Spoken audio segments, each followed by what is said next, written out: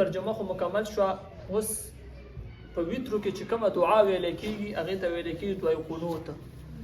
دعای قنوت په ویترو کې ماسوتن لمونځ کې په اخریني رکعت کې ویل کېږي. او چې کوم انسان دا ونه وایي پاتې ترې نه شي نو دغه انسان بیا سجده د سهو کوي. دا په لمونځ کې واجب دی ښه دا دعا. نو دا دعای قنوت به انشاءالله سره ترجمې یادو په معنا به ځان پوهې کوو چې د دې څه معنا ده څه ترجمه ده.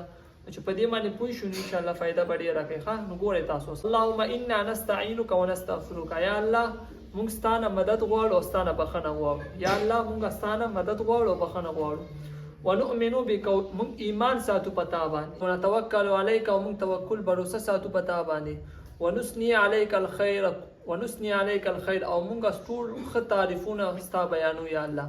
نو دا ټول چې کوم دی د الله پاک صفات دي چې یا الله موږ مدد هم غواړو صرف او صرف تا نه غواړو. موږ ایمان هم ساتو صرف او صرف په تا باندې ساتو.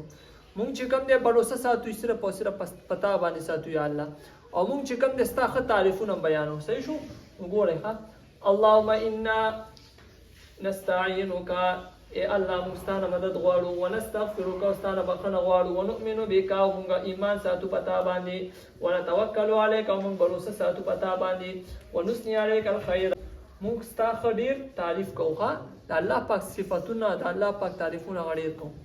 اللهم انا نستعینک ای الله موږ ستا نه مدد غواړو. ونستغفرک او ستا نه بخښنه غواړو. ونؤمن بک موږ په تا باندې ایمان ساتو. ونتوکل علیک موږ بروسه ساتو په تا باندې. ونثني علیک الخیر او موږ ستا ښه ډېر تعریف کوو. یا الله موږ ستا ښه ډېر تعریف کوو.